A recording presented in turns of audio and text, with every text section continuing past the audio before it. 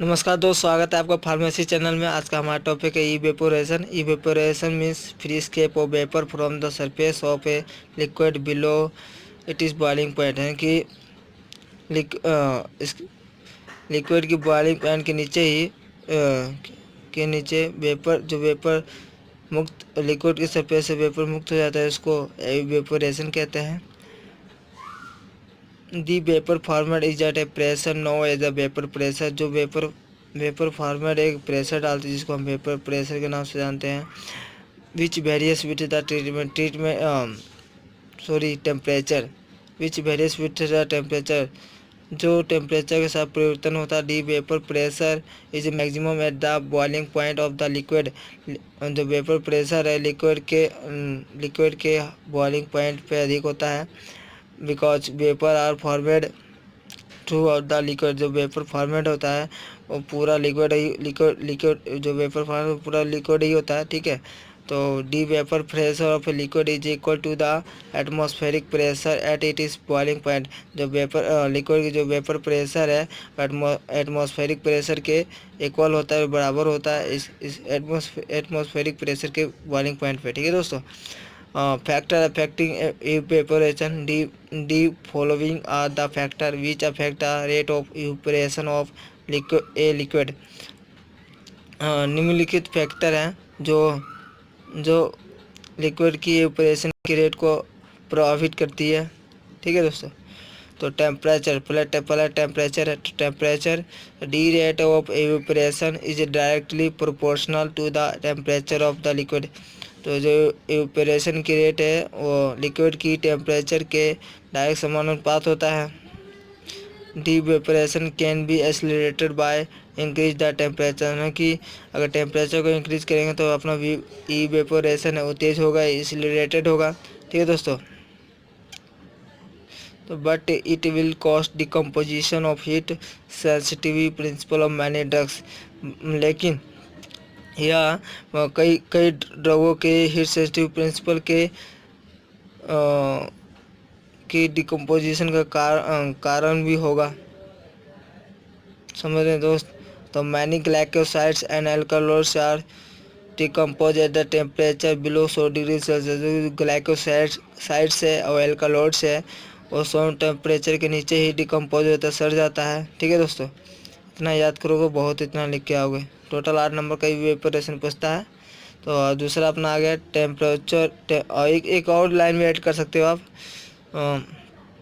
Hormones vitamin enzyme and antibiotic being more heat sensitive material need a special treatment in order to avoid decomposition। ये आपकी line है, अगर जोड़ना चाहते हो जोड़ सकते हो, लेकिन बता देता हूँ आपको। जो हार्मोन्स विटामिन और enzyme antibiotic being more heat sensitive material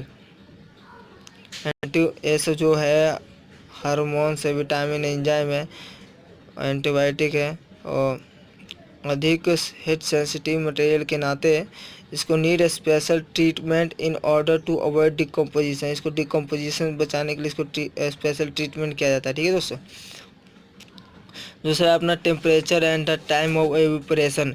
it has been observe that exposure to relatively high temperature for short period of time may be less harmful to the active principle of drug than the lower temperature with exposure for a longer period।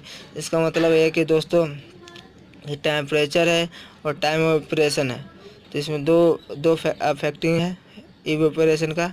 तो it has been, इसमें देखा गया है कि वह date कि अगर काफ़ी हाई टेम्परेचर के साथ एक्सपोज करेंगे अगर कम अवधि समय के लिए, तो जो कि एक्टिव ड्रग की जो एक्टिव प्रिंसिपल है वो कम हार्मफुल होगा, कम नुकसान होगा। Then lower temperature with the exposure for a longer period. यानी कि कम टेम्परेचर के साथ अगर अधिक संपर्क करेंगे लंबे समय के लिए तो अधिक डिकम्पोज होगा। हालांकि कोई बात नहीं, जो समय भी दे गया है लेकिन टेम्परेचर भी देखा जा रहा है। अगर लंबे समय तक अगर टेम्परेचर के साथ एक्सपोज करेंगे तो जाहिर सी बात है कि जो अपना प्रोडक्ट है वो डिकम्पोज होगा। और अगर कम समय के लिए अगर टेम्परेचर के साथ एक्सपोज करेंगे हाई टेम्परेचर के साथ, तो कोई बात नहीं, तो कई तरह के बच भी जाते हैं, कम हार्मफुल होते हैं। तीसरा दोस्तों अपना temperature and the moisture content.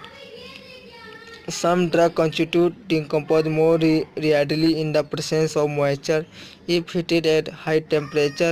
This is due to hydrolysis of the active constituent, क्योंकि कुछ ड्रग जो कंस्टिट्यूट है वो आसानी मॉइस्चर की प्रेजेंस में आसानी से डिकम्पोज हो जाता है। If heated A high pressure temperature, अगर इसको अगर हीटेड यानी कि हाई टेम्परेचर पर हीट किया जाता है, गर्म किया जाता है, तो this is due to hydrolysis of active constituent. Active constituent के हाइड्रोलिसिस के कारण भी हो सकता है, हाइड्रोलिसिस में टूटना, ठीक है, जो एक्टिव कंस्टिट्यूट के टूटने की कारण भी होगा। To avoid decomposition of the active principle of such material, कि ऐसे मटेरियल के एक्टिव प्रिंसिपल के डिकम्पोजिशन को बचाता है। जो deaeration is done at low temperature, कि जो एवपोरेशन है लो टेम्परेचर पे किया जाता है। तो then the final drying is done at the high temperature, अगर फाइनल ड्राइंग को जो फाइनल प्रोडक्ट है इसको ड्राइंग के हाई टेम्परेचर से ड्राइंग कर देंगे, तो when only little moisture remains it, कब क्या जाता है, जब केवल मॉइस्चर है वो शेष में बचा होता है, उसको हाई टेम्परेचर से वो कर सकते हैं, हाई टेम्परेचर के साथ ड्राइंग किया जाता है, ठीक है। तो अपना टेम्परेचर एंड मॉइस्चर कंटेंट था दोस्तों। अब चौथा है अपना टाइप ऑफ प्रोडक्ट रिक्वायर्ड, कि इससे आप समझ ही होंगे कि जो प्रोडक्ट रिक्वायर्ड की टाइप उस पर प्रभाव पड़ता है इवेपोरेशन का। तो क्या पड़ेगा, तो on the evaporation of the liquid the concentration liquid semi solid and the solid are formed. Deselection of the formatted and the equipment required for the evaporation depend upon the type of the product required. Liquid के evaporation पर जो concentration liquid है, semi solid है, solid और format होता है, वो method की सिलेक्शन पर निर्धारित होता है। कि जो इक्विपमेंट है रिक्वायर्ड फॉर एवपोरेशन डिपेंड, जो कि एवपोरेशन के लिए जो इक्वाइपमेंट मैंने जो मशीन है इक्वाइपमेंट में जो मशीन होती है जो रिक्वायर जरूरत पड़ती है, वो depend upon the type of the product require है, कि product type of the product require है, कि जिस टाइप का प्रोडक्ट की रिक्वायर की जरूरत होती है उस टाइप की मशीन उसमें लगाए जाते हैं इसके द्वारा ऑपरेशन के लिए, ठीक है दोस्तों।